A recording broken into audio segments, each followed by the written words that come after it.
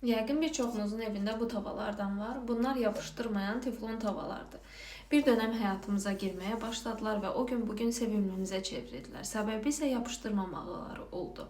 Belə ki, bu özəlliyindən dolayı bir çox evlərdə artıq bu tavalardan olmağa başladı. Xüsusən də üstü bəzəkli, güllü formada, dəstə şəklində satılmağa başladı. Münasib qiymətə. Yəqin qadınlar, xanımlar məni başa düşərlər, dediyimə haqq verərlər və yapışdırmadığına görə də hər kəsin sevimlisindən çevrildi. Lakin bu tavaları işlədərkən bir şərt var idi ki, tavanı cızmayacaq şəkildə taxta qaşıqdan istifadə edin.